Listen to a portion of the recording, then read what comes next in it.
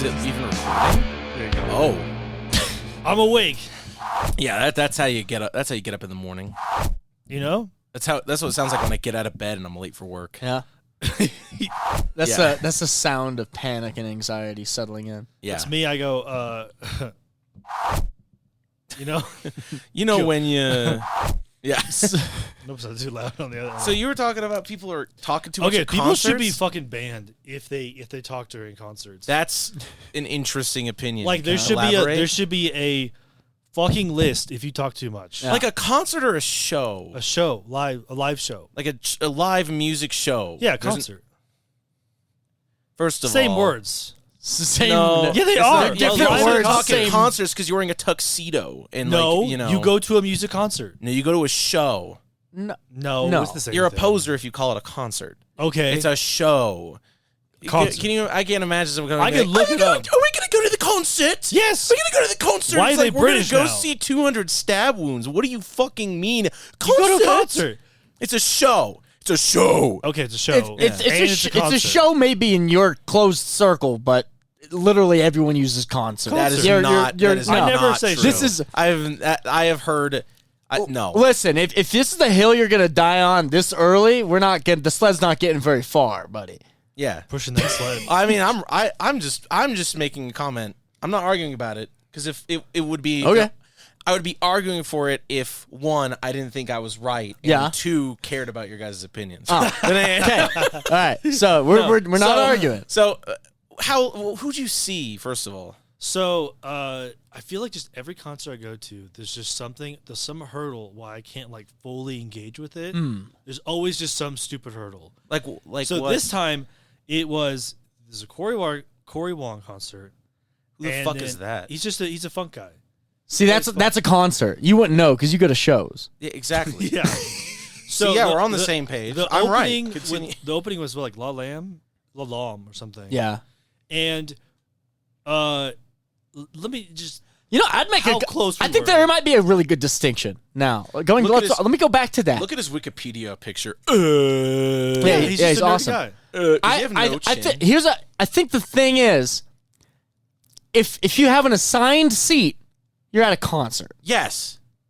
Which there was. If you're just in the GA, Where you're at were a show. you? There was assigned seating. Where? No, Well, I guess no, it wasn't. there wasn't.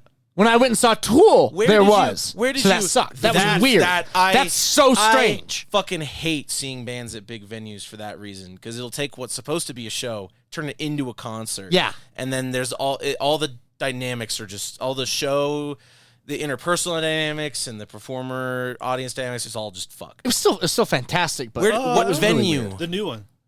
The Mission Ballroom. Ballroom. It's the new one. Like I've been to Mission a couple times. I've never had a sign. I saw Judas Priest there. no, it There's wasn't no- signed. There's No, just, it wasn't there's a the sign back, there. There's just the back seating.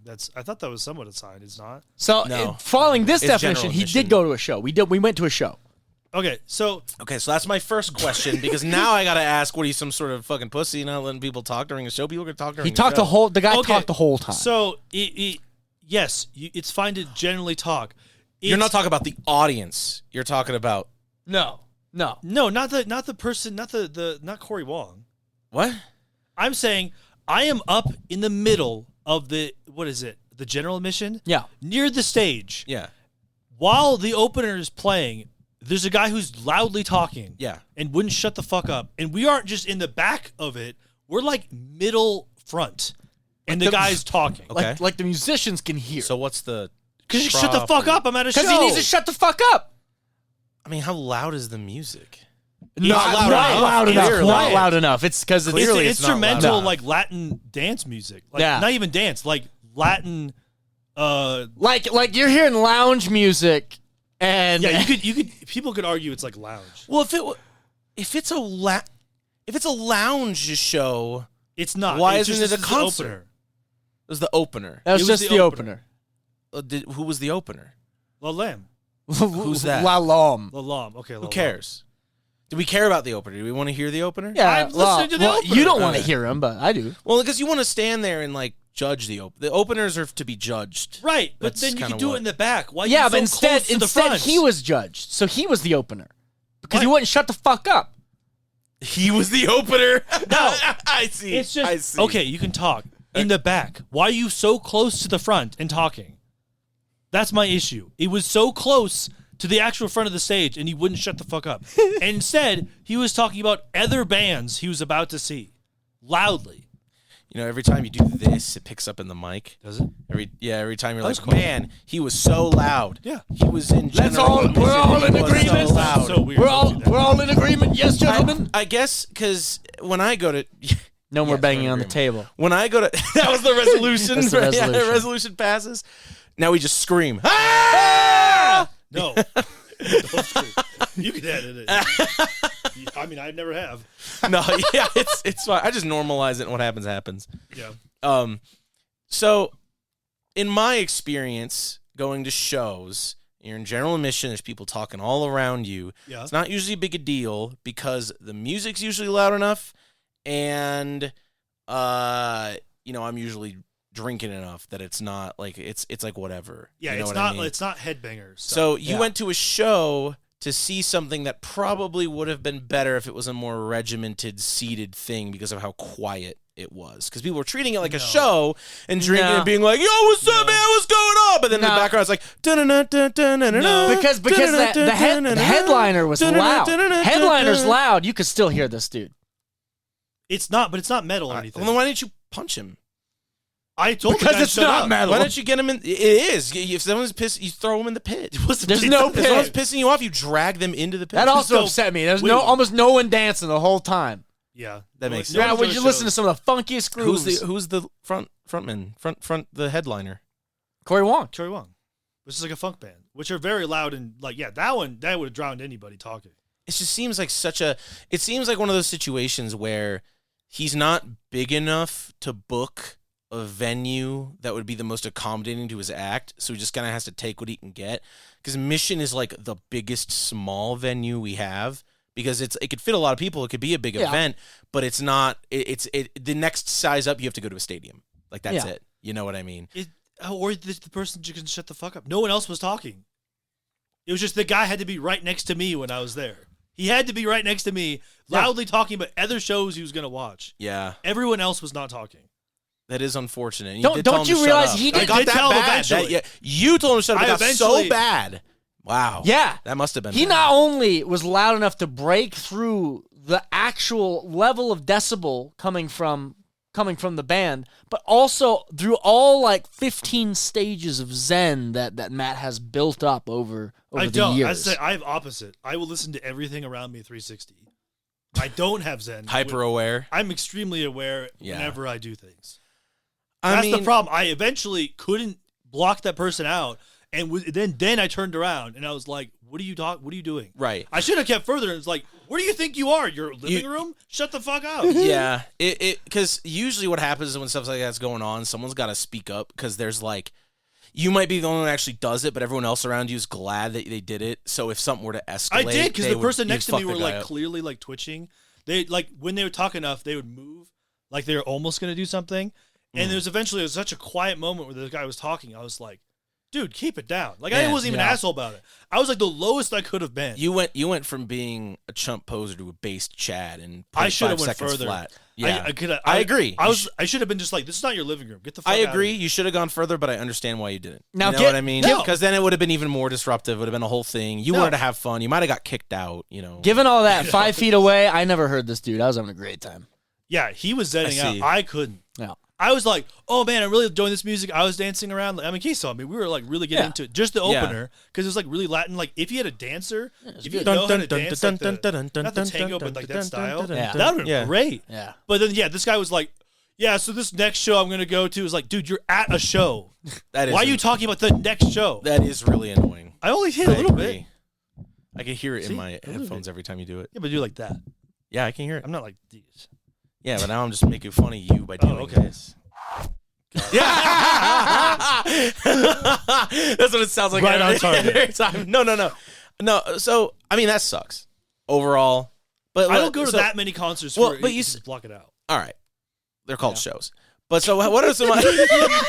Yeah, okay. So what you said this always happens at shows, like something disrupts your experience. What are the There's other ones? always something. That sucks. Honestly, that started happening to me recently. I haven't gone to. I used to be going to like a show, 2 shows a week, and now I don't anymore because show after another, it was always like, man, there's just some shit.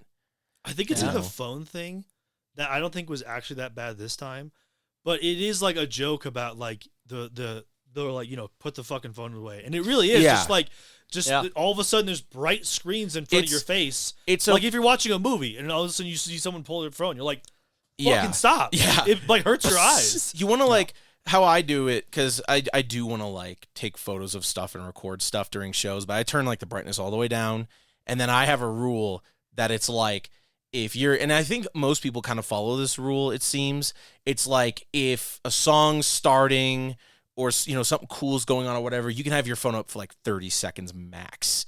That's when because every second past that, it starts getting less and less understandable. Like, there are motherfuckers who'll stand there and record a whole track. I'm like, that is stupid. Yeah, that every is time someone thought something was cool, there's one guy that like every 30 seconds would put his phone up. He's just like, because like that's a ridiculous. general concert, there's always really cool beats. Every song has a cool beat. Every cool beat, this guy was pulling his phone up. Yeah, but it wasn't got the to big, catch them all. It wasn't the big crowd though. Like and then there wasn't a lot of people doing it because we were so far in the front. I'm sure like a lot of it was you wouldn't us. even yeah. But that's why I'm arguing about the first guy is we were really close to the front. No, I guess not horribly close, but we were close enough where it's just like, why are you talking? Go in the next to the bar. If you so it's totally fine to talk during concerts away from the front. Why would you do it so close to the front? Yeah, it tends to get people who are towards the front or like the front middle. Typically, you're too engaged with the stuff. If you want to really chat, like go back to like where the bars and it's also at be stuff. quiet enough for only your friends here, not loudly talking in front of yourself. So me and Will saw this show, and because I've had like an opposite experience. So like she was literally, it was who'd we fucking see? I don't remember who we saw. I think it was Wayfarer, or it was basically the opener. She was a singer-songwriter, and, her guitar, soft voice, right? Yeah. And she understood that, like, the other acts ahead of her were going to be loud or whatever. So when she's singing and stuff, I mean, there's a din. Like, people are talking everywhere. There's a whole thing going on. But there's an understanding. It's like, she gets that, there's people at the bar, people coming in, people leaving, people talking to each other, the performer all has that to shit. get it, yeah. And then we also are like, yeah, we get it. We can pay attention to her over the din of the crowd. I mean, it's like, that's fine. I could block it out. It becomes white noise at that point. But then there was this guy in the middle of everything that was going, shh. He kept doing it? He kept trying to shush people and shit. And I mean, it was like someone else got to it first, but like there was so many people. Like in my general city, you saw a lot of people trying like, what the fuck? With like fucking rage in their eyes. Somebody put a stop to that fucking quick. It was starting to shush a fucking show venue. 3 great layers. You got someone softly singing some beautiful music that they've spent a long time crafting. Yeah. Whole bunch of people talking with a full room of ambience. Then a third counter layer of that guy going, just dissing it. Yeah. Can't you hear her? So now I remember the other times. George Clinton. Yeah. No one got into the music the whole time we were there. Yeah, mostly. That's because George Clinton sucks. Well, because that was his farewell. I have no idea. I don't even know. Who George that was Clinton just like, 70s icon, funk icon. Yeah. And he was doing a farewell tour for free. Wasn't the guy who knocked up Hillary and had his dick sunk in the Oval Office? What? Clinton? Yeah. George Clinton. Yeah, George Clinton. Yeah, George Clinton. Yeah. President George Clinton. Well, it's funny to talk about the shushing because that show there's that lady who was singing really quietly, and then turn her up. So the whole time she was singing, they were telling the DJ or whatever the sound guy to turn him up. So then I couldn't hear her sing. That is funny. Yeah, turn her up. No one can hear her while she's trying to sing, so I can't hear her. Like, thanks. Yeah, that's like they didn't turn her up probably because she was going to peak or something. Probably. And then I was just like, great. Now I'm hearing a guy who won't shut up about it. Crabs in a bucket. That is the problem. Yeah, I think that's the main problem with a lot of, at least now that I've been to enough shows, is it is just generally that I have to be around other people. I've kind of reached this fulcrum point where it used to be I much preferred shows because of like the experience and the feeling, the music and being around people, and that was great. And then it kind of tipped over. I'm like, man, I could be listening to this without having to have paid a shitload of money, parking every time. without parking, without having to deal with everyone literally else, without having to deal with openers I want to skip. And I just started being like, oh, I don't know. So, because I think they just don't treat it as special. It's just another live show. Like that Yeah. guy who was talking about another live show while watching Yep. the opener. That's If you kinda- don't like to watch the opener, go the fuck outside. I kind of got to that point as well. Like you kind of, I think just realizing when it's like I'm going just to go. Yeah, I don't get that know, because I don't yeah. go enough. So like, to me, every experience is like, God, sorry. I'll back up. Every experience, Well, every experience should be a new experience yeah, for no, I'm with everything that. you do. And so, yeah, I'm with that. if you just make it like, oh, now it's just another live show of like one of the best musicians of our time. I think that would be actually terrifying if every experience was a new experience. Every time you went and took a shit, you're like, Yeah, that's what's the reason, happening? That's How the you're reason supposed why. to That's the reason why life gets faster. Yeah. is because like when you're a baby, like everything's new and crazy, and then when you get older, things become more rote. And it's funny because that would be horrifying if everything still was not. If the things that should be rote weren't. yeah. You know what I mean? Like every time you drive to work, you're in the morning like. Yeah, it's like driving for the first time. I am, but Yeah, you are. yeah. I saw. Is that your car out there? Yeah. Is that your new one? Yeah.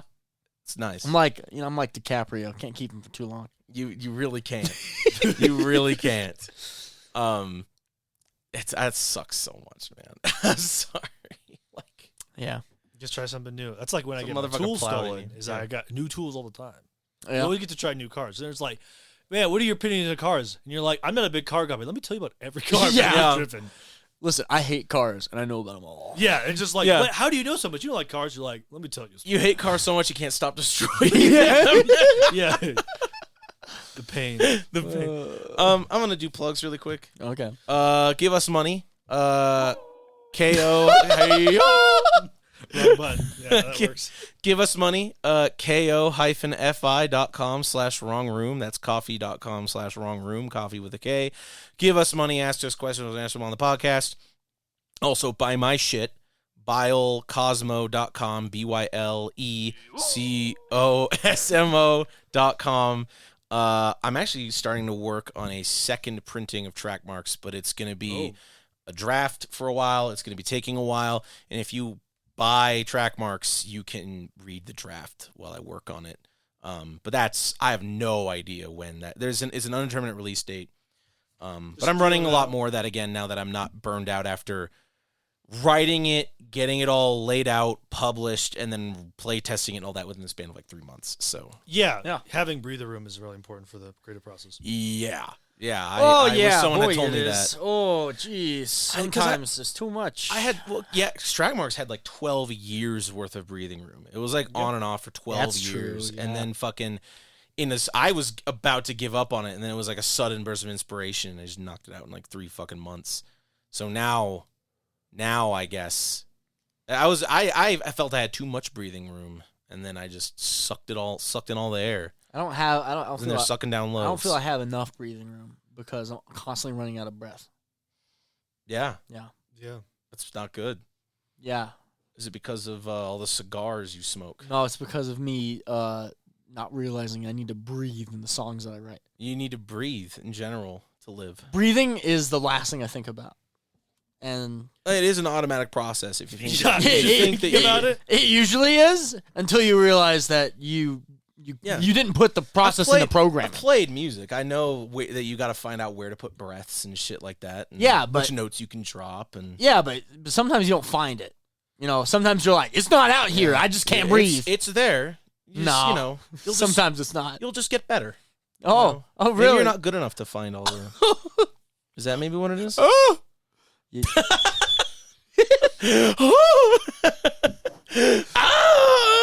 No, I'm sure you'll figure it out. You have to. You have have to to. restructure the song. Then I can't, well, you have to. but I can't. And start doing some beatboxing. Dog, you made in there. the sandwich. I made it. I Yeah, gotta you eat made it. the sandwich. You gotta. No, that's the thing. I like the sandwich the way it is. I just know it's gonna hurt me to eat But You it. can't drink it the way you can't eat it the way it is. Yeah, but I don't know, man. It's real Sophie's choice. Like you put too much cheese in it, and so you're lactose intolerant. yeah, But the cheese needs yeah, to be exactly. in there. But it needs to be in there because everyone Well, else is then- gonna really like the cheese. Well, then wouldn't you but say the cheese is really gonna hurt you. then in this allegory, shitting yourself is just part of the experience, which follows that passing out on stage is just part of the experience that you should embrace. I mean, it's Colorado, yeah. So yeah, just pass out. You're saying if Yeah. if I account for passing out and make sure I do it on time with proper timing, Yeah. then it's good. You're gonna get like really bad brain damage, both from the constantly passing out and the concussions of when your head just hits the fucking isn't that the cheap way to get high? Is just like make yourself pass out. yeah. Yeah, that's what Alex Jones did. That's what I was gonna say. David Carradine, but Yeah, no, I that's, think that's that's Alex Jones. Yeah, yeah. Do you think he just screams because he gets off? He's He jerking might. off under the fucking big old I table. mean, that's what he talked about. He was like, All of us in middle school, we came together, you know, and just choke each other out and just hold until I pass out. And you're like, Oh, yeah. you're out for 10 minutes and like you see the craziest things. Oh yeah, he did. That was He the kind same of let one. it slip. He kind of he fully you fully see went the in craziest details. things. Yeah, that was the one he said he's kind of retarded. Yeah, That's the same yeah. one. Yeah. Yeah, Yeah. yeah. That was the same. Yeah, he's Yes. I didn't watch the full thing, but Yeah, I no, remember it's- we were That Alex talking about Jones is. Yeah. Yeah. Yeah. Yeah. Well, that one interview where he's like, "Yeah, I think I'm kind of retarded," and then previously, Oh, that one. Yeah, yeah, yeah. and yeah, then that was the same one where the brain damage. He described brain damage throughout the years. Yeah. So he's like, yeah, I probably have a little brain damage. I probably have a little brain damage. That's awesome. I mean, yeah, all that other stuff. At least that's what I heard. Allegedly. Yeah. It's a great thing to throw in every once in a while in your life. Like, hey, I'm going to go use the bathroom. Allegedly. I'm gonna allegedly. Allegedly use the bathroom. Oops. Yeah. Hold that piss. But- Speaking of brain damage, let's lead it into RPGs somehow. Yeah. Feeble Mind is like the only good enchantment Oh, spell. brain damage. People still play 5th edition. Oh, yeah. Yeah. Yeah. There we go. That's an easy one. That's a gimme. Yeah. I say after having literally had played it last night Yeah. and Ben having had run it. Yeah. And I would never say Ben has brain damage. If anything, he has too much brain. Yeah. It's damaging. It's damaging. damaging. Yeah, it hurts me. I go, oh, I can't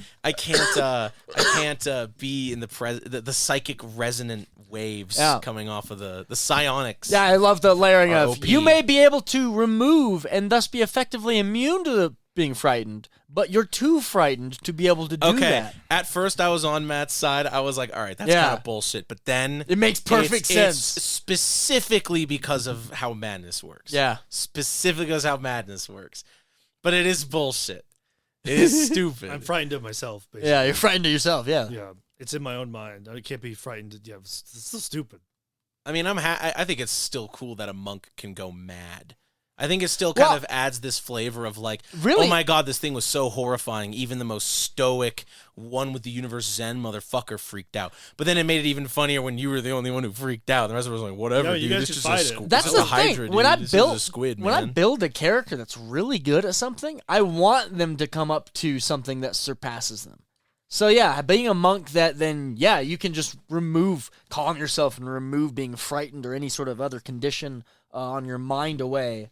But if you're lost in seeing something, that entrapping that it's gone. The same way if you're supposed to be like one of the best archers in the kingdom. What fun is it until you find something that you can't fucking shoot because it moves too fast? Yeah. I Characters mean, need those challenges. but well, see, that's why that leads into kind of a slippery slope, in my opinion, because it's a slow then they up. start kissing each other. No, I'm kidding. Kid- They start getting married. No. Can't have my game. Get out of my games. No, I think it's a slippery. So, okay. I mean, I think it's kind of a narrativist slippery slope because the thing is like, I, as the GM, don't want to then, because like, okay, like I'm running track marks, right? You can't build your character to be the best at ranged attacks. You can be really good at ranged attacks, but like there's like a ceiling. It's like you're pretty much generally going to hit or whatever. I'm not then going to be, all right, I know this guy has like these things, so I'm going to build these challenges specifically to challenge him. Who's got fucking time for that shit? I got a world to simulate, you know? Nah, not really. Fuck the world. It's all about characters.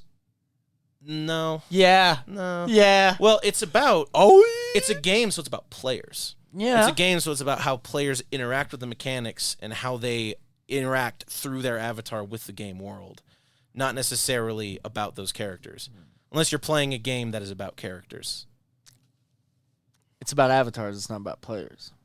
Because if it's about players, then you can have. There's some games, not any games that I've played in the past like almost decade now. Thank God. But you've played in some games where it's about the players, not about anything that's actually happened at the table.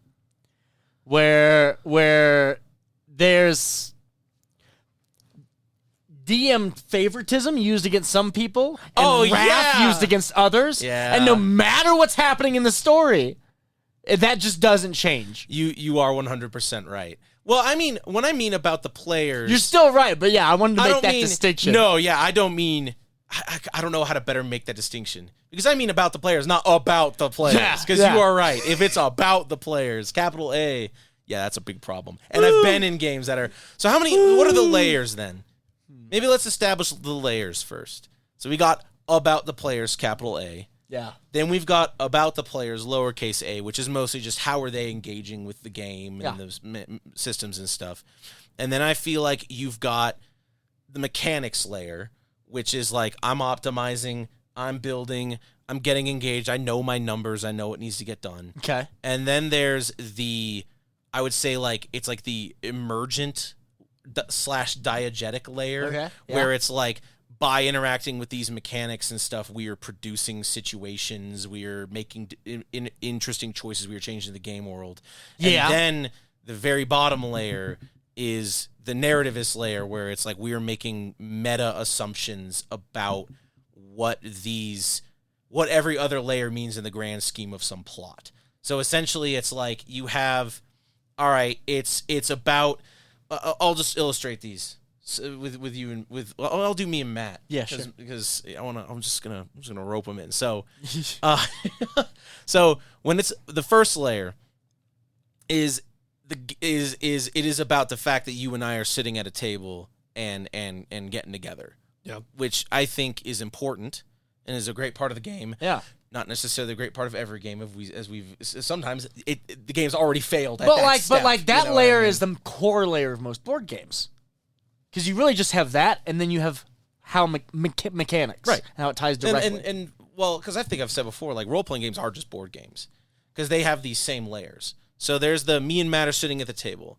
Then there is the me and Matt are having fun, or Matt stole the thimble from me, or I, have been cheating and stuffing like bills or whatever. That's another layer. We got to talk about that layer. Well, no, because now what you been you would cheat at Monopoly? Of course, I've been cheating at fucking Monopoly.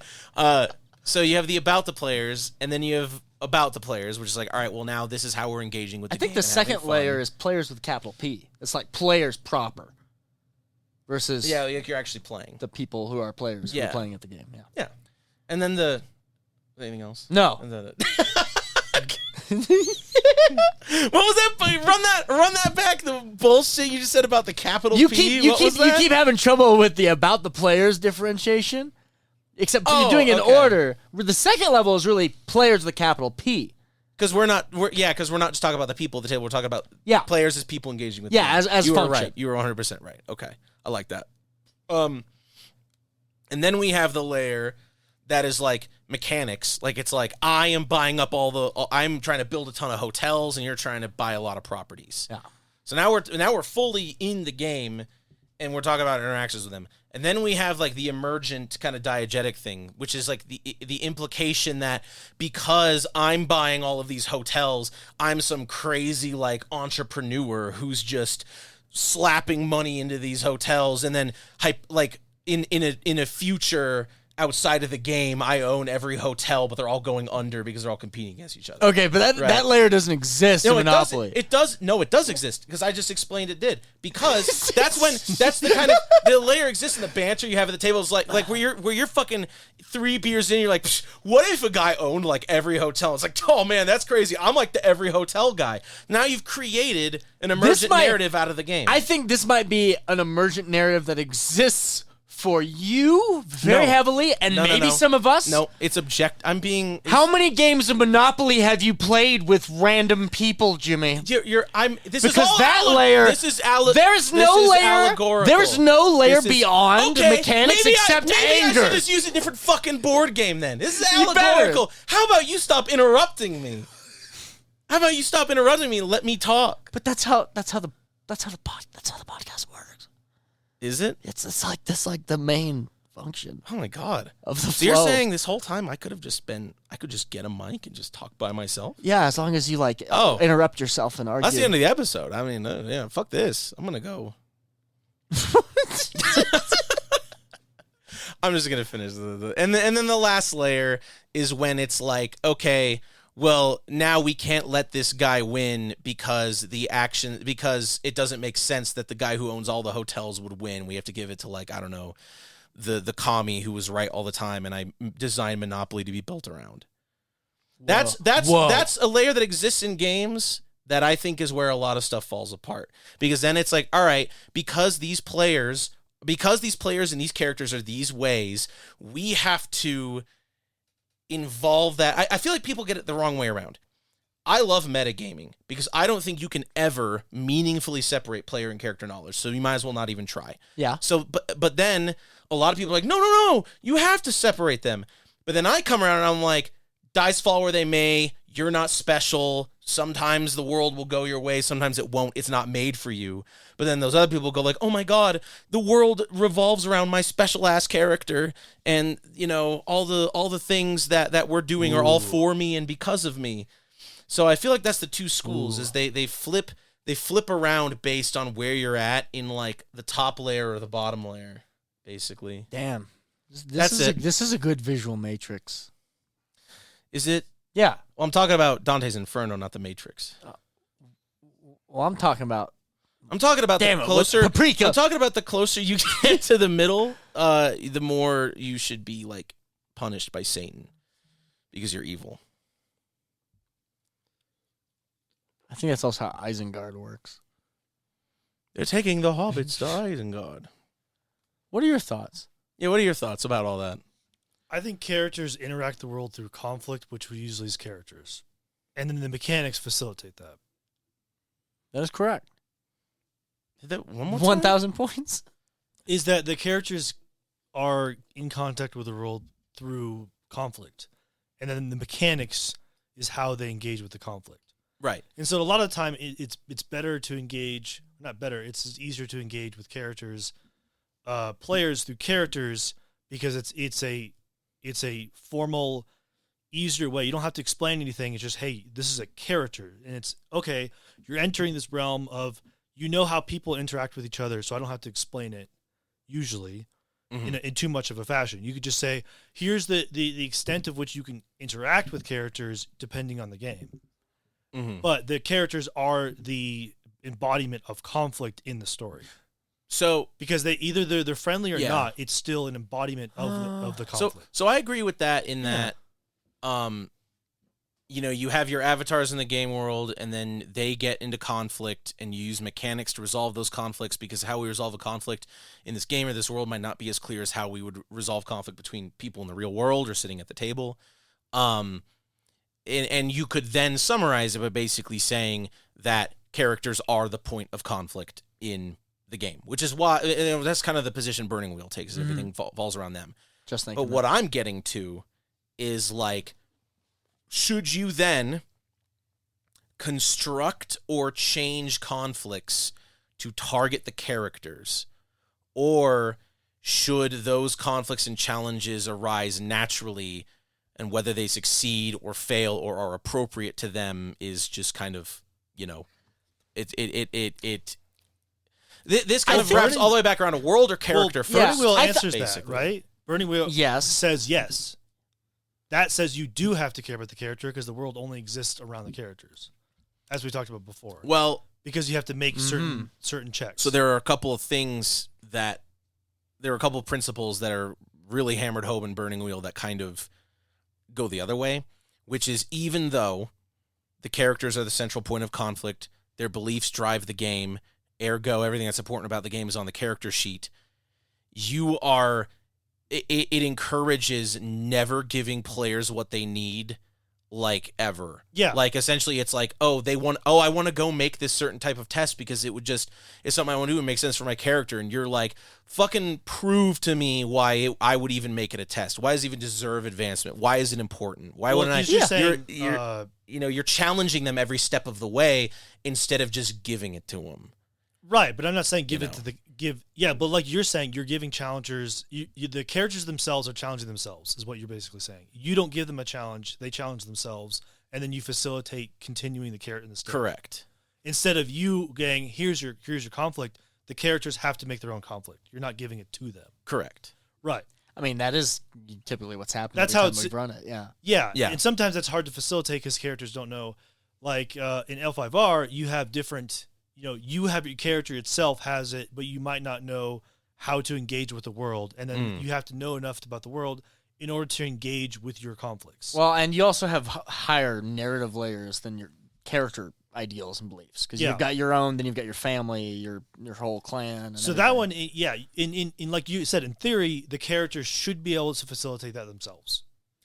And they do. Yeah. But like for example, if we're playing L5R, you wouldn't go because the phenomenon I'm describing is when you have a game that is so perfectly tailored to the characters that it doesn't really necessitate any world building by any degree. The world doesn't feel alive, at all. Yeah. But then on the other hand, the characters are also never truly challenged because they were always basically predestined to get what it is they wanted, and that's why people. That's why people then fudge dice. That's why people then cry over, oh my god, my tieflings fucking not as special as I thought they were. Oh no, because in L5R, and I'll get to you. I want to kind of. I'm sorry, I have all these thoughts swimming around my head. But just to kind of show it with L5R, for example, you would probably tell a player how this function of society works so that if they don't know, so they can work within it. But you're not going to then go, well, this I'm going to give this player and this character what they want. So I'm just going to ignore that entire facet of this society exists, but only in this one instance for that character because I'm going to give them what they want. Well, yeah, that's world breaking is what you're saying. Right. Because that wouldn't have happened. You're literally warping reality to make it work for them. Right. When they should be engaging with the world with their beliefs. Correct. Yeah. Yeah. Which is, L5R is just a different way. It is similar to Burning Wheel, but completely different mechanics wise. Yeah. Yeah. What were you saying? Yeah, what you described is an absolute nightmare of that. Because when you put both scales, I don't like either scale, but I definitely don't like one scale more, and that's everyone.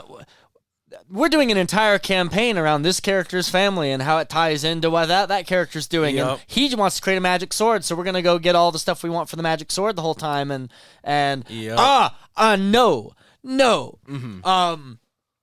Games like Burning Wheel have a perfect amount of, in a way, it's always instigated that the character causes their own conflict.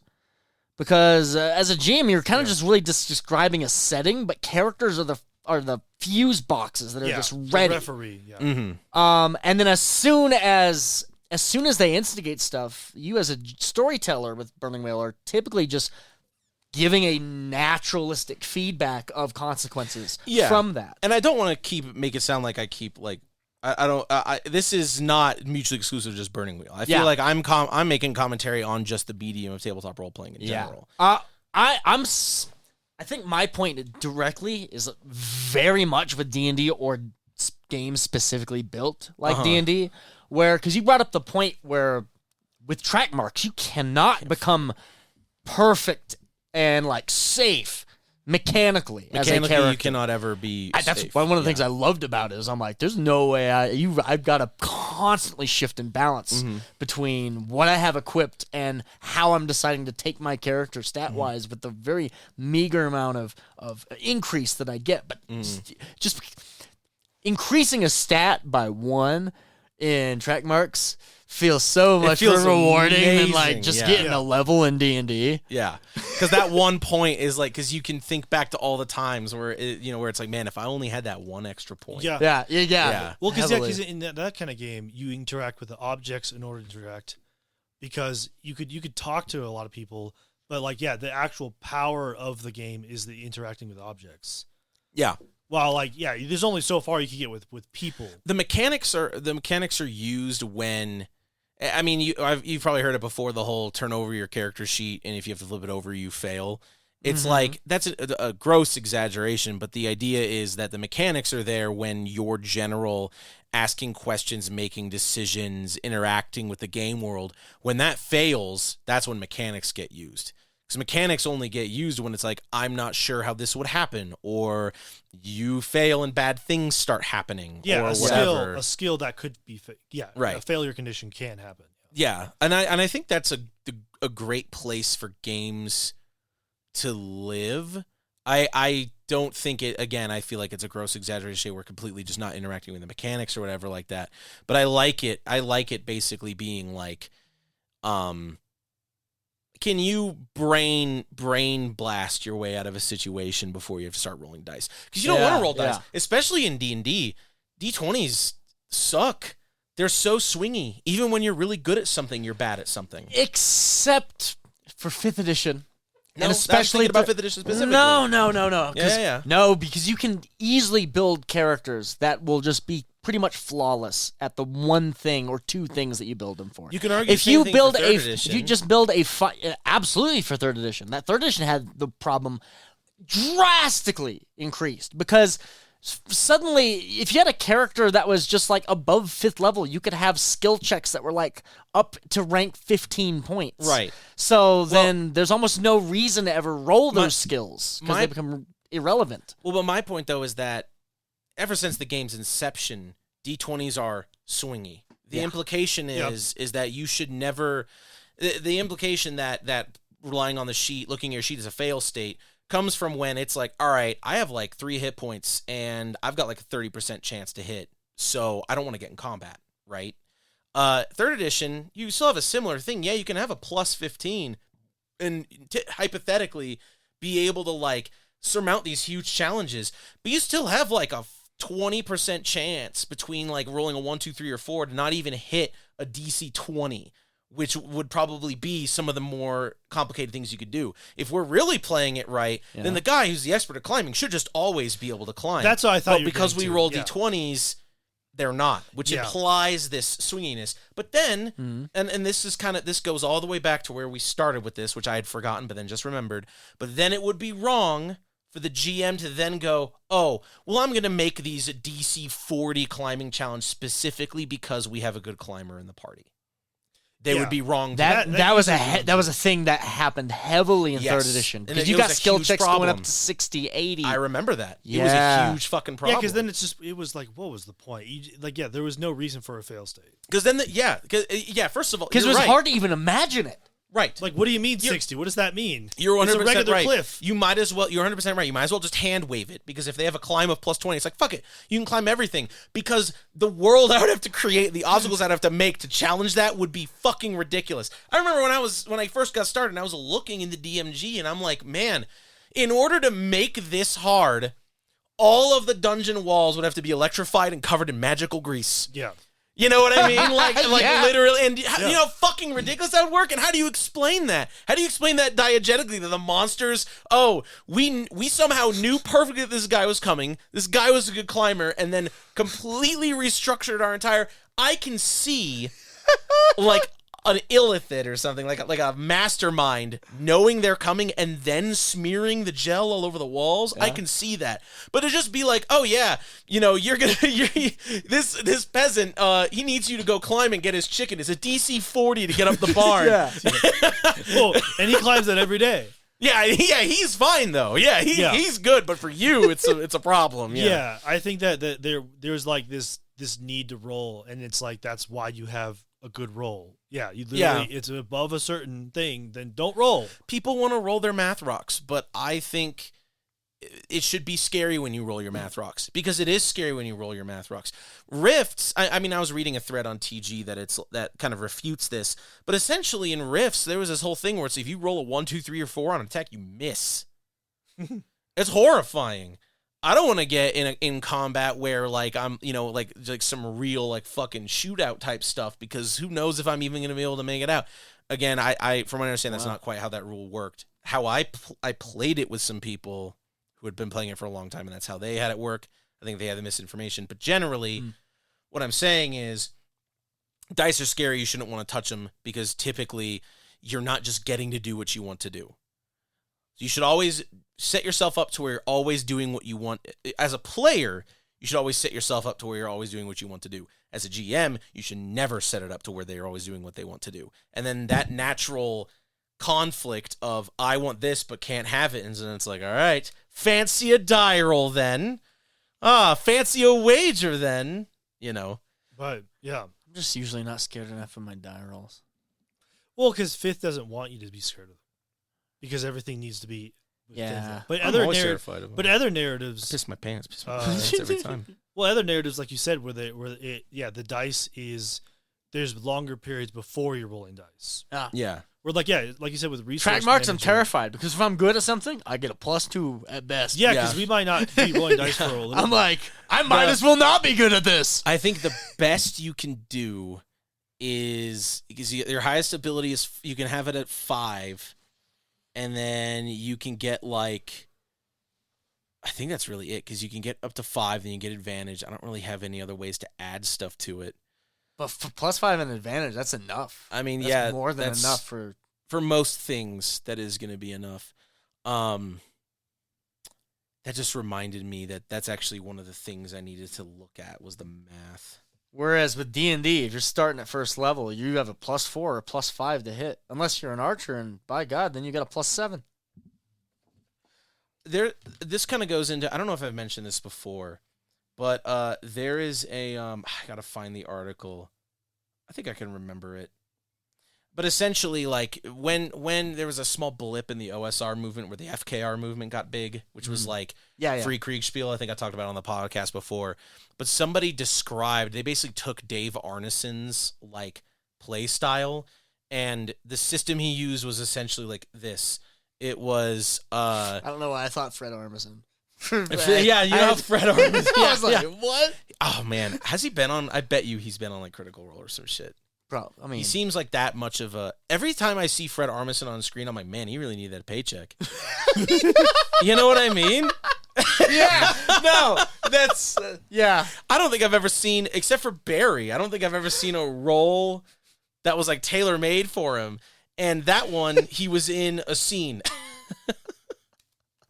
There's been whole movies he's in where I felt that way. Yeah, where it's like, man, Freddy boy needed a paycheck.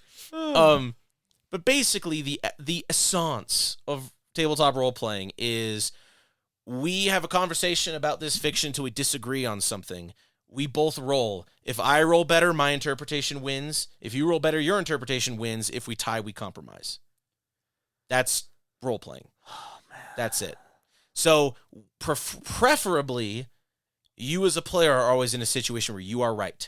And what that means is, it means different things for different systems. For OSR games, that means we are going to set up, we're going to avoid combat and negotiate through it as much as possible. And if we have to get into a combat, we are going to get surprise. We're going to have traps set. We're going to have more people than them, and we are going to guarantee we're going to win. Otherwise, we're not going to get in combat. Because then it's we're just rolling dice at each other's heads until one of us dies. And that's awful. Yeah. You know? Yeah. Yeah. That's the l'essence of role-playing. Well, I guess it just depends on, like, what's the compromise in a game? Because obviously the parameters are just depending on how much you can even enter in your own winning condition. Yeah. Yeah. Sometimes it's just like, no, you're just losing, like, less. That a lot of times that's how it is. And a lot of times I feel like when you're compromising with the GM, i.e. using mechanics, you are always losing but a little less because that's another reason why you don't want to change the world to match the players, because as the GM, you're not supposed to be challenging your players because you have things that they don't, which is the GM has as many monsters with as many spells and as many powers and as much gold as they say they need. Like, if I have monsters die, that's fine.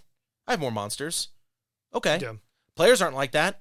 Monsters, every time you fight a new group of monsters in a dungeon in 5th edition, oh, I have all my spells. Oh, I have all my hit points. Oh, I'm going to come kick your ass. And the players are like, oh, fuck, we didn't even have time for a short rest. No, we were experiencing that in Ben's game. Like, oh, my God. that's true. There's powers that are gone or whatever. So then for the GM to be like, you know what? I don't think it's hard enough. I'm going to make it harder. It's like, we're already fighting infinite resources, and Yeah. you're going to make it harder? Like, what do you mean? Yeah. Yeah, I've been plenty of games where Yeah, make it harder we've was all just been in not, Mm-hmm. not a fun thing to be in. Yes. Where you feel it. Yeah. I like the look on your Well, you face. immediately feel it because you're just like, that's not what. Well, that's not what's written it's down. what's Yeah, what's that's worse. not fair, What's the yeah. worst is when you feel the game, like you feel the patch notes kick in immediately. you're like, I'm gonna put on skates and then I'll just go across the ice, and suddenly it's like the ice is full of bees, and you're like, where were the bees? When the patch notes kick in, fucking live service D&D bullshit. Patch in the middle of my campaign, filling the lake with bees. Okay, we know how to go through this dungeon. It's going really smooth. We prepared everything, and oh god, the dungeon is different. We walked out and the patches kicked in. That's why a big FKR principle, I know I've talked about this before, but the idea is that you don't have rule books. So what are your rules? Your rules are the knowledge that you have as a person, the experiences that you have as a person, and then how you communicate that at the table, which basically is known as common sense. So the way you balance a role-playing game is you make sure the world is consistent and believable. So even if you're having zany shit happen, It's it consistent still for the abides. Yeah, it's consistent for the world, or it abides by something. So yeah, when you go from, we're fighting goblins to lake full of bees, it's like something's weird here. Yeah, you fight Something goblins and they happened. walk behind and you pull out their Vorpal swords and you're just like, what? That? Yeah. They just had this case behind them. Well, yeah, that's happened. Yeah. Yeah. Wop, wop, wop, wop. see- Pull up a sword. Where'd that come from? see I that- had it the whole Or when time. suddenly you play a Dark Souls game, you're like, I thought we were playing D&D. Why does the boss have a second phase all of a sudden? This feels like that a is the- different that stat is- block. That is the oldest trick in the book, to Yeah. be like, oh, you got his first phase, but now he's coming back, and I gave him a higher armor class Yep. because you guys were hitting him too much. Yeah, And it's that's like, true. why do you care? You can keep throwing monsters at players until the cows come home. Who gives a shit? Yeah. Your job is to represent a world, not a guy.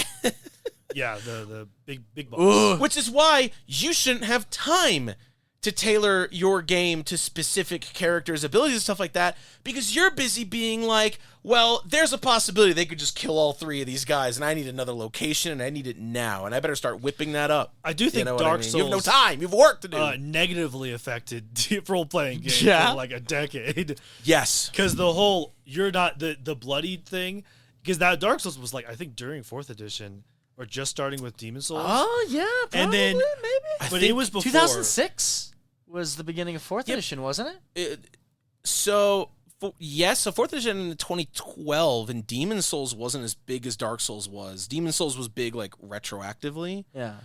Dark Souls came out in 2011. I feel like Dark Souls was towards the end. Yeah. Because 4th edition had phases and bloodied and stuff for different reasons, because it was trying to emulate Right. MMOs. I think it was like different. raid bosses. And it worked really well because you could expect that. It was part of the consistency of the game. Right. It's so great that we still use it.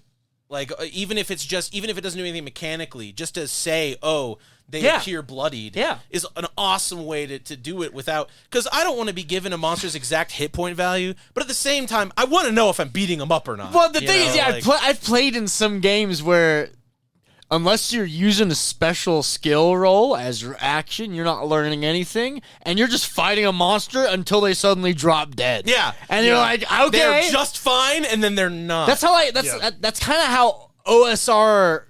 I've played in some OSR games that feel like that, Yes. where the monsters just feel like their stats, and I can't really see the effects of the flow of consequences that are happening. Right. I feel like it's easier to... So this is why I don't like wound systems or injuries or like the whole like a grit and stamina thing that was going on for a while. The reason why I don't like that is because players don't need that. It's only added because it's like, oh, we need to add some realism or some level of, I don't know, how about you make a better world, you fucking idiot, instead of tacking on these stupid-ass mechanics. But basically, players have responses to hit point stuff all the time. Last night, when I lost those 9 hit points, I'm like, all right, I mean, I'm kind of pissed about it because I just rested up, but I've still got 60, so I'm good. So that's a general reaction. Displeasured or comfortable. Taking 30 from there would have been like, oh man, that's actually, I don't know, maybe I could take a couple hits. You're having live reaction at the table based on the condition of your characters. And then the GM is just like, oh, they're out of HP, so they're dead. It's like, GMs shouldn't be worried about making players more interested in their hit points. They're going to be interested in that number one way or another. Yeah. But then to have, I'm a perfectly healthy guy to, you know what I mean? Is like, that's what you really got to worry about. For the first time in months, I was brought within 5 HP of being bloodied last night. And that, I like that feeling actually, because that hasn't happened. Yeah, because you're not a front range fighter. Yeah, because well, even though I'm built as a front range fighter, I'm a backline flee the scene. I'm a whack-a-mole. I walk up. Yeah, you're whacked. Everyone else goes in. It is unfortunate but extremely funny how you end up being just so extraneous to so many encounters because something happened to you that like you're wasting like 4 turns dealing with whatever it was. Yeah, I go whack, and then I go, all right, time to get snacks, and I go upstairs and come back. And it's not my turn yet. All right, I'm still lying on the ground dead. All right. The very next character I play, I have to play like you.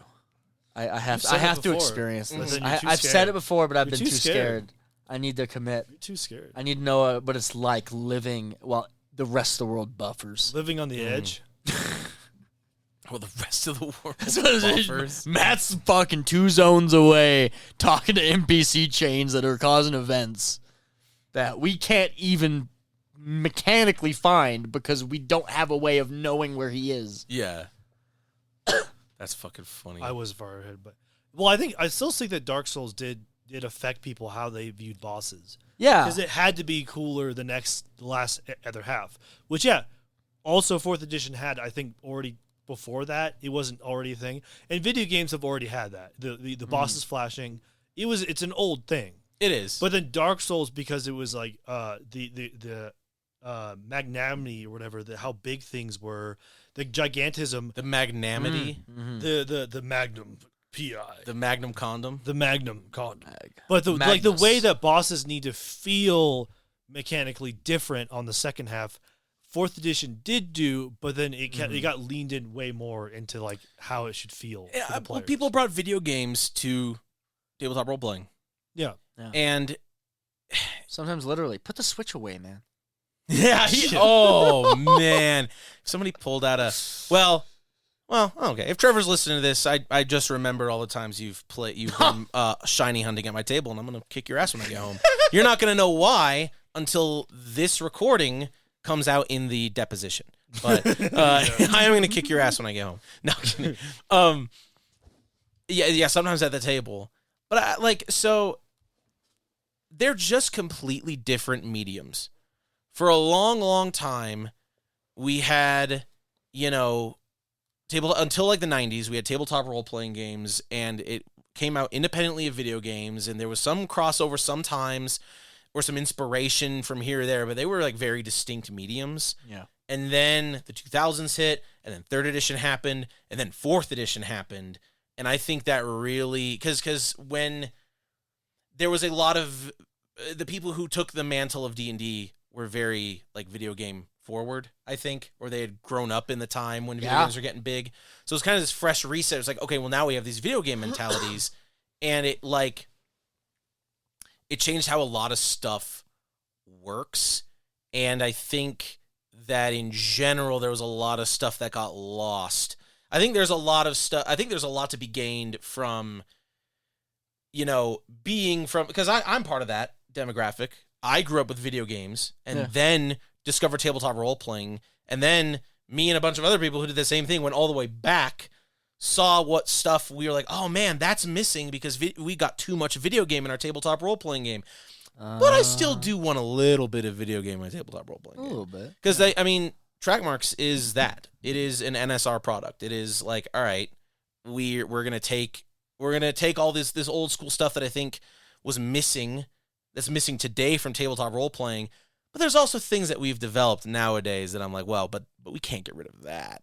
You know what I mean? Yeah. Advantage, disadvantage fucking rules. Yeah. It's mathematically it's bullshit. Well, there's a and- lot of other bullshit And with it, but actually, it rules, man. you basically relegating gear to being slot based, and then having so much of your capable mechanics of your choice mechanics limited to gear. That definitely then fed back into it feeling like I'm constantly doing a plug and play, very like roguelike kind of game. I love because I did that with Mighty Magics too when I was kind of tinkering with that, which I don't know how to feel about that anymore because it's like I realized that everything I was doing. So I was getting into Trackmarks again. So I was working on Mighty Magics and went back to Trackmarks. I'm like, oh, I did it that way in Trackmarks. That's way better. Why aren't I just running track? But that's one of the things is it's like you have, I love that where it's like, every choice should matter. Every point you put in an ability should matter. Every item you choose to bring should matter. Every way you interact with the world should be the difference between I just get what I want and I have to roll for what I want, which in and of itself is, it's a thing. God, actually, the inventory in D&D feels like the most roleplay section of the game. Because, like, even last because night, it's useless. does anyone have the ashes of humans? And I'm like, well, it's not listed in my inventory, but I'm like, I'm a spellcaster. I've got a component bag and shit. So, yeah, I probably should. I've got all these leathers. What does any of this shit mean? Have you noticed that I don't most even people, know. Have you noticed that most people buy an adventuring pack and then never use it for the Never whole use fucking it. game? Yeah, like dungeoneering and stuff are like That's supposed why to be separate. That's why Yeah. I try and break it all out, so at least I know what's inside of it. But even then, I'm like, okay, I've got, what's this, dwarf head? When did I write that down? And why do don't I still remember, have yeah. it? And does that count as, can I burn that as human ashes? That's not human, it's dwarf. That's, yeah. The inventory section feels like role-playing. Yeah. On the, wow. Do you remember any of what you have ever? Yeah. Yeah. I don't ever. It's interacting with your inventory, yeah. Because, most people I don't think interact with their inventory. Yeah. I do think that the super majority of people, me included, when playing, when playing that type of game, is it's like, all right, I have the kit, and I just assume I have the weapons I need. All right. Yeah. No one is ever really asking for light. No one's ever really, like, you probably, if people, it always goes like this. Do you have rope? No. Well, you guys would probably have rope. Yes. And then that's Yes. it. Yeah. So, Because someone usually does. It never. Do you have, someone there's a does. 50, That's true, there's yeah, a someone 50-foot hasn't cracked crevasse. into the pack. Do you have 50 feet of rope? Well, there's Probably. 4 of us, so we've got 200 feet. Okay. I mean, Yeah. it would be. Yeah. It would How do be you get it interesting back? if that would Well, happen. we do it in a way to get it back. Okay. That'd be an interesting session though if everyone actually didn't. Because well, they're that's like, how oh, shit. that's how That is that's how his interesting. game is built in Yeah. a way. that's how OSR You have to stuff think tends to be about it. built. Is The you have to, world whatever you feels- don't choose to bring, you don't have. Yeah, Yeah. the world feels tangible because it has stuff that you can't fit in your pockets. Yeah, you literally, it's too big. Yeah. Yeah, you got to come up with a strategy of like, oh, you got to make trips. You know what I mean? And then you got to think about the amount of time you're spending Yeah, on the because trips. it's built around the inventory, and then Right. D&D doesn't have it built around the inventory. And that's the other problem too. Time is another thing. You don't have to be tracking seconds, hours, days, but when all the time you're tracking is a short rest and a long rest, you kind of just go, oh, who cares? Yeah. Who cares about time? Who cares about the equipment you have? It's like, no, every item I brought and every item I didn't bring matters, which means that do I have enough room to carry all the scales or all the gold that I want back? No. Well, then it's going to double our time because we got to make 2 trips. Yeah. How many random encounters is that? Do we think we can handle that? You know what I mean? How many, it just opens the world up so much more. Choices basically end up mattering instead of the world will react to the choices instead of just all of a sudden Time now is you only do it. real in Yeah. D&D in seconds. Hours and years don't matter. Exactly. Seconds matter. They do. And here's that's I think that goes all the way back to kind of oh fuck. Hang on, I lost it. Matt, what did you just say? Well, just that making things matter in the game. Yes. And I feel like cuz it goes oh fuck. No, I'm losing it. It's gone. This is what we were just talking Because in about. D&D, yeah, you matter. The characters' interactions matter because the inventory never does. Yeah. And you're never going to be like you're told to get something because it's something that's materially just not in your inventory ever going to be. Yeah. You're never like asked to do something that you might already have Yeah. because that'd be losing the point of the whole game. I think Into the Odd does it the best because basically its premise is it doesn't really track equipment, but what it says is it just says straight up you're assumed to have everything that would be reasonable to have on an expedition of whatever caliber you're doing. Are you doing like a big wilderness exploration? You've probably brought enough food for a long time. The only time when that's going to come up is when you make a choice that would reasonably affect your food supply. And you're still not, so it would go like this. It'd be like, okay, we're leaving to go on this big wilderness expedition. Of course we have the food we need. But then the GM's like, oh, well, your ship got stuck and we can dig it out. And it's like stuck in the ice. We can wait, through winter and that'll be like 3 months worth of food. I don't care how much time it is, but basically if you do this, you'll be able to get the ship out instead of just going home, but you're going to have to find food somewhere along the way. Yeah. You And know? instead of there's a game where we have unlimited resources until it matters.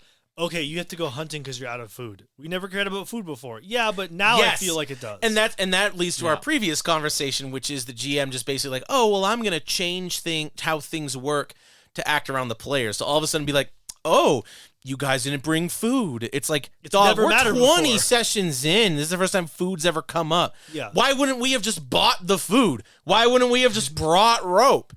yeah, You know? it's Yeah. an arbitrary hurdle instead of there's other games where that's the point. It being, I think that's overall, I think, and I've been stumbling around this point since we started. I think overall, that's the point I'm trying to make, is that nothing can be arbitrary.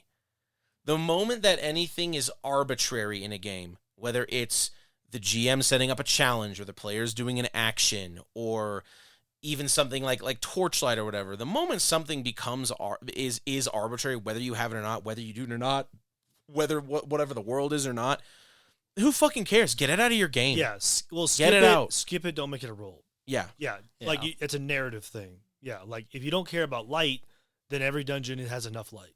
Don't be an arbitrary god when you're running your game, Yeah, and don't be an arbitrary player. Don't be like, just who gives a shit, yeah. I think that. Any time where it's just like, oh, you guys have light? Yeah, probably. Like I said, we're Yeah. 20 sessions in. Oh, but this dungeon's really dark. Like You've been in than- other dark places. Yeah. And it's just like, but everyone already has dark vision. Oh, but it's really dark. But it's It's I even darker. remember doing that when I did that mind game in Halloween like 10 years ago. Did you? Because, we were in that guy's mind, and I was like, it's real. Oh, no, I remember what I did. In order to fix that, a character walked up to the players and said, if you will go insane if you walk in here with your dark vision. Drink this, and then you'll get rid of it. And then that's how I fixed it. Oh, Remember that? I kind of do The remember insane that. Yeah. Chainsaw Man? Oh yeah. Yeah, you guys walked in, I was like, Oh my "Fuck god. you." Was I there for that? I don't That think sounds so. really familiar. It was like in somebody's mind. I don't think you were. No. It was in somebody's mind. I was What am I playing music thinking that was of? too loud, Never so mind. then in case his dad came down and he was just like, Yeah. Did that you was not? Can you turn it down? I don't think you were. It was so long ago. It was like during a random time I DM for Halloween. But see, that's cool though. Yeah, they walked in because what you did is you introduced the problem beforehand. Hey, you can go in here. You need to go in here. But if you go in here with this capability that you've always had, you will be harmed. You have to. I really like that. Yes. I didn't have any way to that's fix that 'cause exactly what everyone I'm drank it, talking yeah. about. Give information. Like, Yeah. going back to dude that can climb for fucking 20 skills. Okay, you can climb this mountain, but this is a haunted mountain. You can't use your hands once, Yeah. or else the ghosts will murder you. Oh. I love that Yeah. challenge. That's what I'm talking about. That all comes into, it's the reason why traps suck and why traps are stupid. How in Into the Odd it does it this way, and I think this is generally how traps are happening now.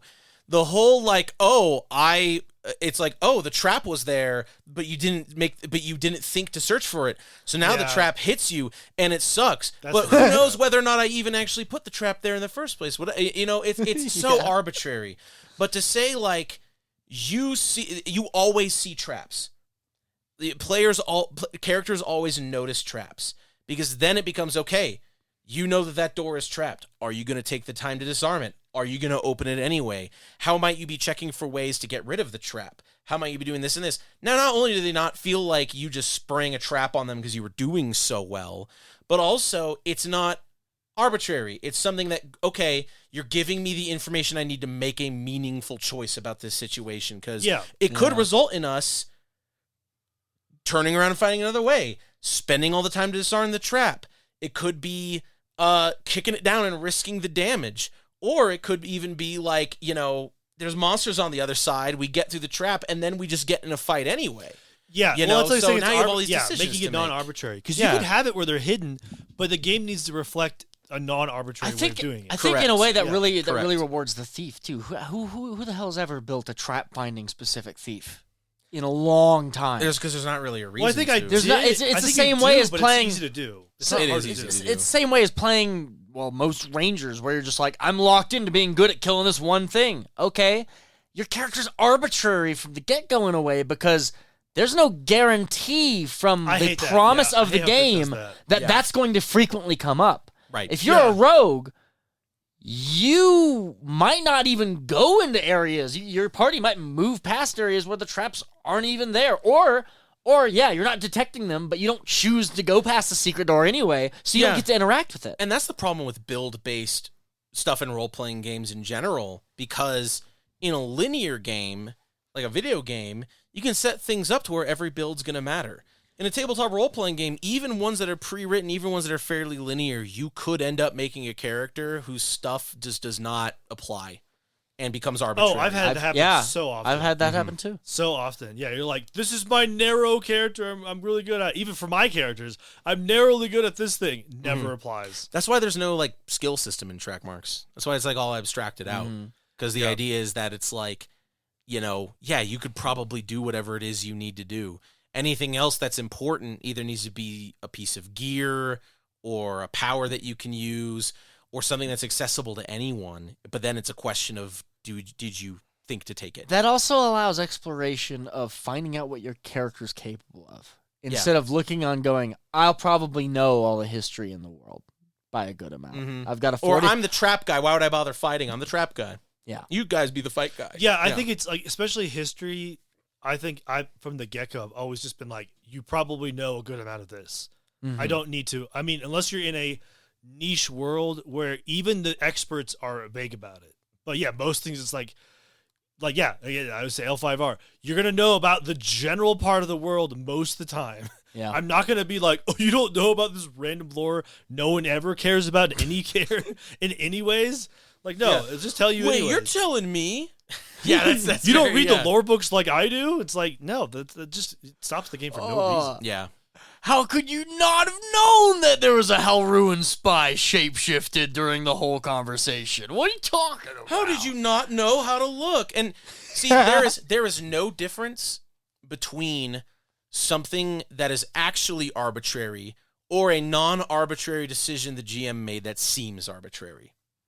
To the players, there's no difference. It's going to be arbitrary either way. Yeah. And the burden is on you because, again, you're the guy with infinite resources. Yeah. You're the guy that could hypothetically keep throwing monsters at players until they are crushed. Yeah. So it's like, okay, it's like, oh, but it's not arbitrary because this is, it's like, well, yeah, but it seemed like it was, and that's enough. Yeah, You know that's what I always mean? scary when the players are like, this is arbitrary. I'm like, it's not. That's it's why not. 2D20 works by the game master being arbitrary, because they are limited. Their threat is their capability of constantly throwing stuff is limited. Yeah. So you can pop something. It feels arbitrary, but it's acceptable. But it's because it's not your, it's not arbitrary because it's your arbitrary points. Mm-hmm. The points you're used to allow to be arbitrary that all of us can see. Yeah.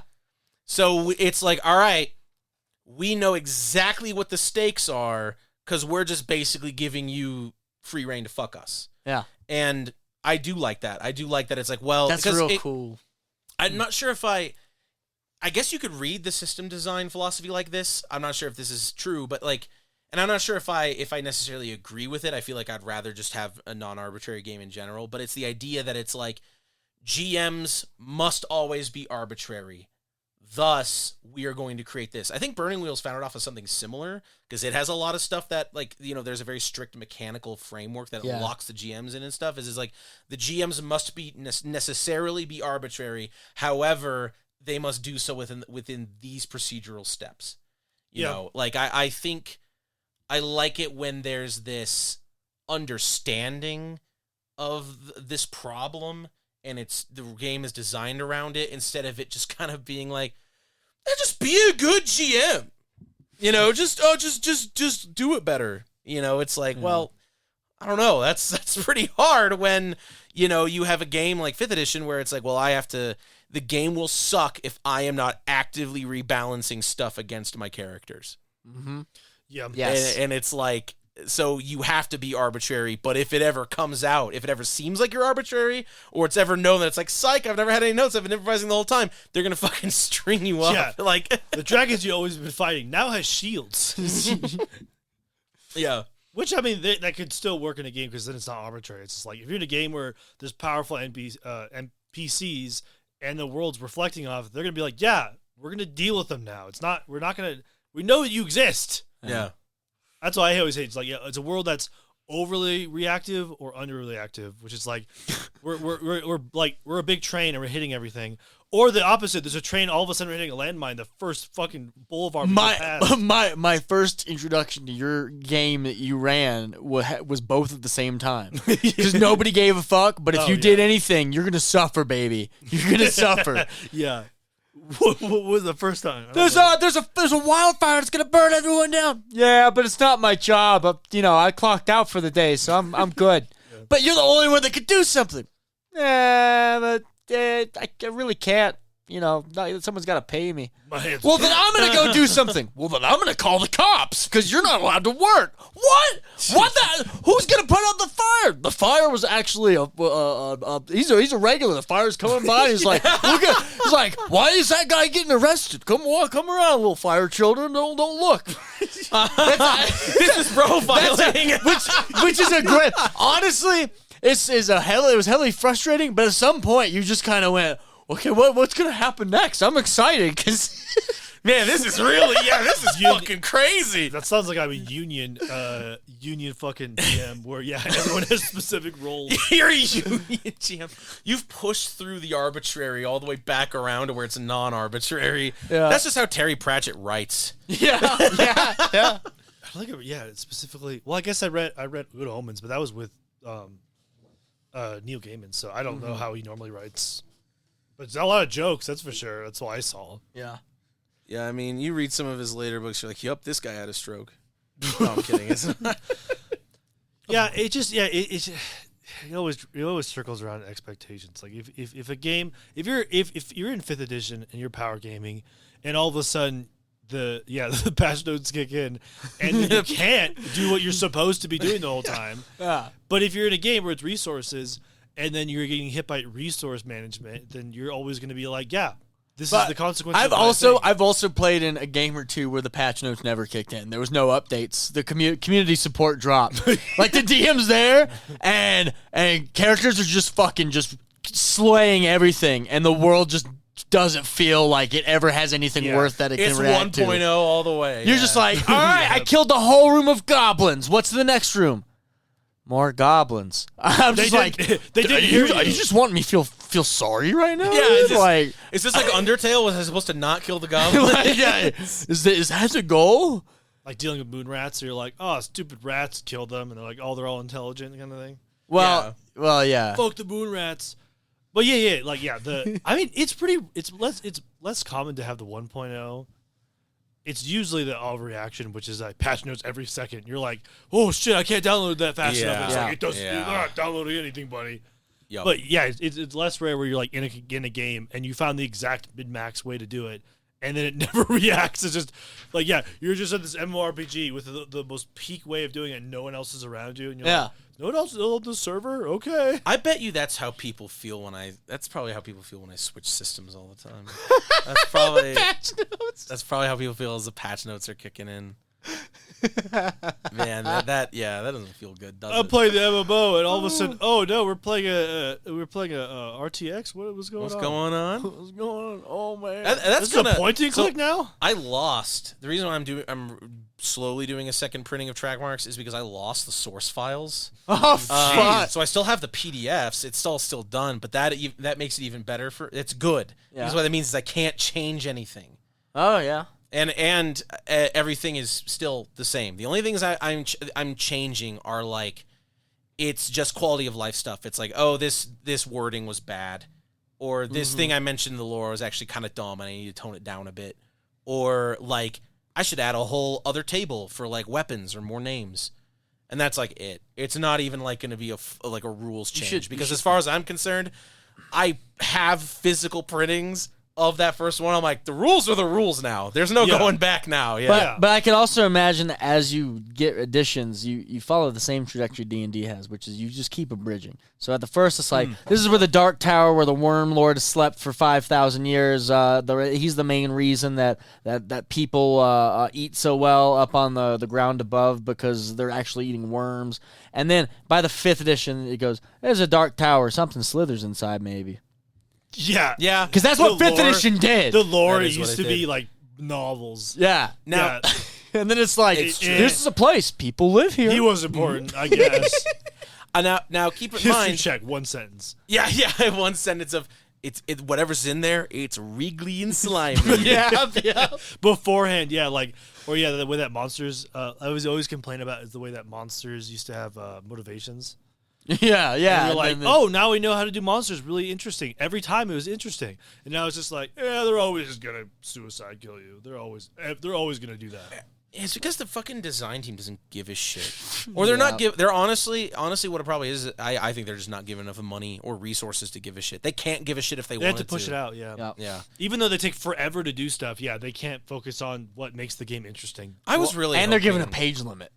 Yep, that wasn't that a thing too. back in 3rd. I mean, it probably was, but you didn't have to format shit Well- to fit on one page. So you probably had a page count, but it was like, it's like, okay, yeah, you only have like a 200 or so page count, but we're making books about fucking whatever. Yeah. As long as you fit It was within those the randomest parameters, things. fuck it, do a whole ass other book. Dude, you want to do a whole book on weapons, magic weapons that were made by goblins? I'm Do surprised you Yeah. can get 250 pages, but here we are. Yeah, that's true. They were like hyper specific. You're like, where'd you get that? Where'd you get that feat, or where'd you get that power? And it's like, it wasn't even Dragon Magazine. Yeah. It was like, then you get to the books, because like when online was starting to get better about compiling. Yeah. All of a sudden you're like, there's books I didn't even know existed. Yeah. And looking back at some 4th edition books is kind of a headache too, because of realizing they kind of did a hybrid where everything is all in boxes and perfectly compact, but the page just stops whenever it wants. Yeah. And so you're just at the very end and the class begins, and you're like, okay. And then there's just 5 pages of powers, and then you get to, oh, this is what you do at 2nd level.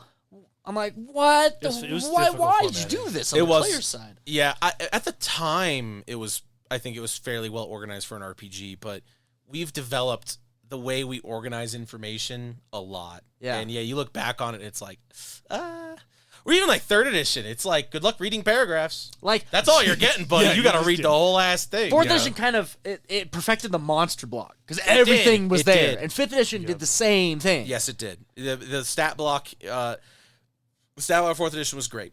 Well, then you're saying 5th didn't do the same thing, because then spells you had to look up. Well, yeah. 4th, everything was there. Yeah, everything was attached. In to the 5th, I monster. remember when first started 5th, and you're like, oh, I have to look up spells every time. That's kind of why I miss that from 4th edition. God, I fucking miss 4th edition. I can't wait for Ben to run his game. Yeah, it just depends. I was going to go back really quick and say there is a reason why I said printing and not edition. Uh-huh. I am never making another edition of track marks. So the changes cannot be drastic enough that one could say this is a new edition of game. They are printings. The one thing that I think that I've been considering changing is like around the time I about a month or so after I had finished, I actually got it all printed and stuff. I realized the XP progression, it might be flawed. I don't remember exactly how. I think it was I realized that there was more cases where people could hit level 3 in one session than I wanted there to be. Oh wow. So the only change that I might make is redoing the experience point math. But even then, that won't affect pre-existing characters really. Because I mean, what I would do is I would just say, all right, just keep your level and set your XP to this. Yeah. So your character won't even change. The way they function won't even change. It's just I did a fucky on the math. I think I might not have, or I might do an analysis and decide, the fuck up's not that bad. Damn. Who cares? You know. Yeah. So I'm never doing another edition. I like the idea. for that You have a No, Radas. I just felt like I was just reading like the game guide afterward, and it's like, yeah, you know, if you play the game properly, you can get to level 3 if your first session of track marks. And I'm you like, can you get can the- fucking what? Yes, Yeah. you can get. Yeah. What? I can hardly get to level 2. Yes, you can get to level 3 in one session. I Wow. was thinking it's funny. You have 20. You have 20. Printings, and then the 20th is an errata, which is like actually the title is this, and that's how you do it. Yeah, You just do erratas. I ship of Theseus it over the course of years. Yeah, so that actually the Yeah. game's actually called this, and you're like 20th errata. It's just the new game. I mean, that's funny, but ideally I will only do 1 or 2 other printings because it's just taking lessons learned from how I ran it and then realizing like, yeah, that was in the lore, but people kept saying like I don't get it, and I had to keep like explaining it, and then I realized that's kind of. There are some cases where I have done the 5th edition thing where it's like, we're going to kind of tone down that part. Yeah. Maybe put it in the background because it's still technically there, but nobody ever engaged with it and everyone was confused by it. So I'm not interested. Which is honestly probably what they did for 5th edition. Because Yeah. remember, have you seen... They just felt like people were confused by everything that wasn't California. Yes! That's- yes! yeah. Have you seen the meme that it's the Forgotten Realms and the Remembered Realms? And the Remembered Realms is just the Yeah. Sword Coast? Yeah. Yeah, true. yeah. I think from a writer's perspective, that makes a ton of sense. It's like Forgotten Realms is our moneymaker, is the default. Everyone's in it. Everyone's always like in this part. Waterdeep's here, all the important parts here. Fuck it. Let's just focus on this part of the Forgotten Realms. And it's like perfect. Yeah, there's no deep lore. It's all surface. It's all very If you- surface Deep lore is level. literally just other editions. Yeah. Even 4th had like heavy deep lore books. Yeah. Yeah. Like just no, like you barely I don't Because think they there's had a any lot of mechanics. explaining to do. They did. They're like, That's true. I mean, Yeah. 4th edition is the most ballsy move ever. The spell Going, plague, yeah. we're gonna make D&D a video game, and then we're gonna fucking kill every single thing that's in D&D and Yeah. turn it into a video game. It's awesome. Magic doesn't It was work awesome. now. And now it does, but Hang- we're kind of confused. Hang on. I have to look something up. It That's is. such a gamble. It's so funny, yeah. Because when did World of Warcraft, when did Cataclysm come out? Oh my I gosh. don't know. Not 2009 or something. It was before. I think there's some- 2010. Because it makes me wonder if, like, they were leaning so heavily on MMOs. You know, a lot of MMOs, especially WoW, would have these big, their expansions would have big world-changing Guild Wars events. was. Guild Wars did the same thing. Yeah. So they were probably like, oh, yeah, we really need one of them. We really need a Cataclysm up in this bitch. Because World of Warcraft Cataclysm came out in 2010. So we need to figure out when did the Forgotten Realms campaign guide I come have out. it. Oh, you do? Yeah. That's true. Yeah, see what the publication date is. Yeah, that'd be interesting. That would be very interesting. It's just it's so weird how shallow the lore is now. There's like just It none. is. It's yeah. It's because everyone's doing their own shit. Because I the guess, is narrative argument. campaigns are just what they are. There's no like underlying reasons why they happen. They just happen. Right. That is true. And they'll say underlying reasons, but it's not usually much. It's just like, some guy got tired of it. And then 4th edition lore is like because of this, because of this, because of this, because of this, one guy got tired of it. And Yeah. then, I think the narratives for like 5th are just like Another thing to be said, I just got 2 drops of syrup on the pages of this 4th edition book, and it wiped cleanly off. No 'Cause the residue. gloss. That would not happen to a 5th edition book. Man, the the 4th gloss, edition books yeah. were so nice. Wow. You made me okay. want to go like fucking take out a personal loan and just get Two- all the 4th edition books. 2008. before. Okay, so it was before. But then it That could was have been the talked year it about came and out. everything, yeah. Yeah. And also they probably had about a year to write it. Yeah. So it Yeah, was probably timetables were so much 2007. Oh, That's- whoa. Yeah. Whoa, they got to work on that. They were getting to work on that probably as Neverwinter Nights 2 was being finished. They were probably, from what I understand, development on 4th edition.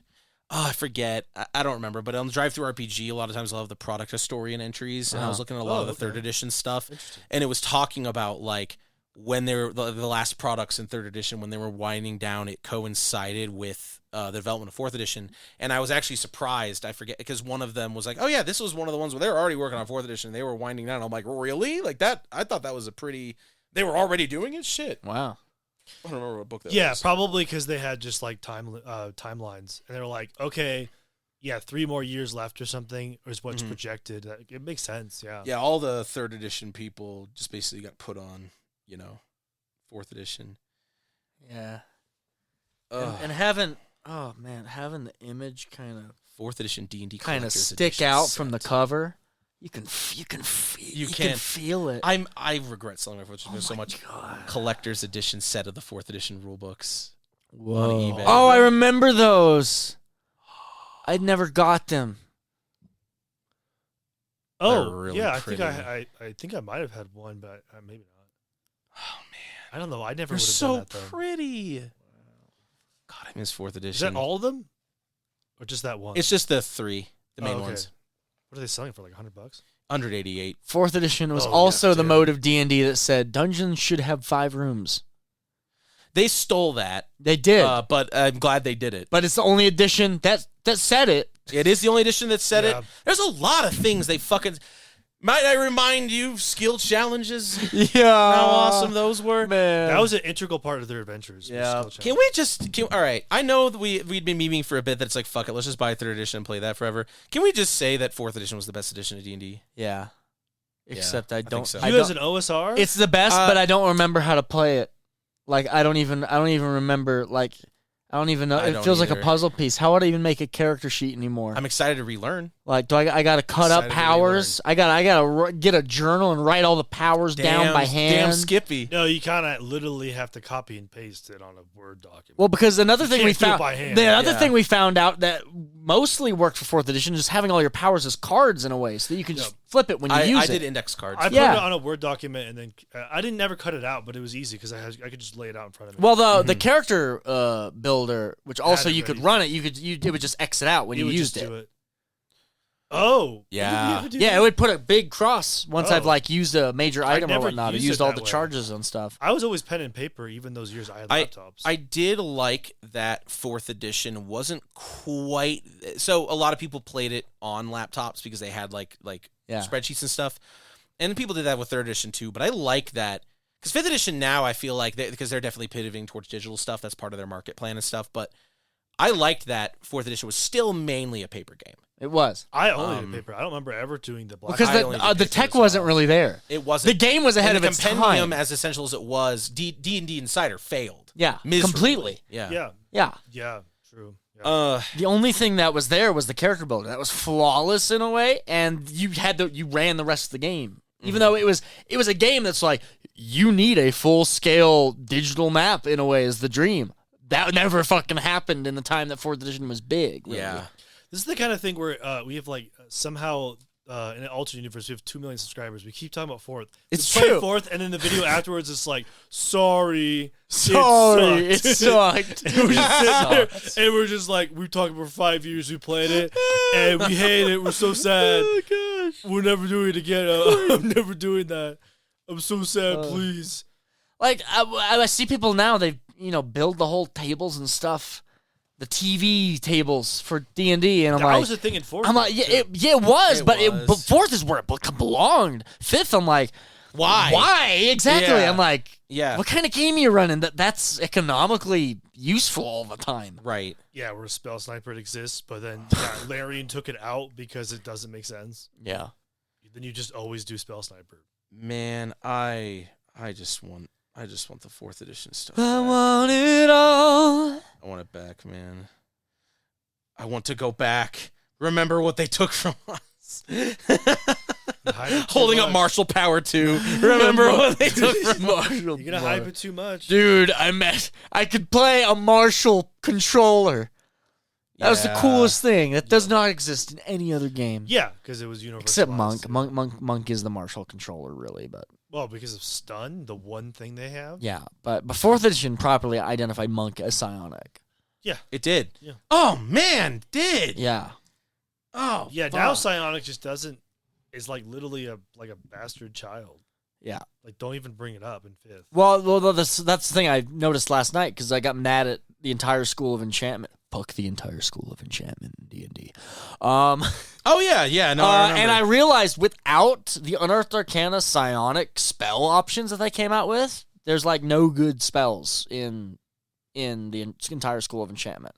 Aside that's from like why- a few buffs that just happen to be enchantment instead of transmutation. Well, that's Or what I noticed abjuration. when Ben was doing his 20th level game. That's why I did Illusion, because everyone high level wizard was awful. Yeah. Awful, all of them. Enchantment was immediately like everyone's immune to charm ever. Yeah. It's completely pointless because there's no way to bypass immunity. Yeah, the max level enchantment wizard, the final thing you get for your tradition, your subclass power Like is spell slots you or something. can maybe modify it so people don't remember that they were charmed, and they might not remember parts of what they did. Yeah, that should be an early thing. If you're specialized, that should have been an early thing. Yeah.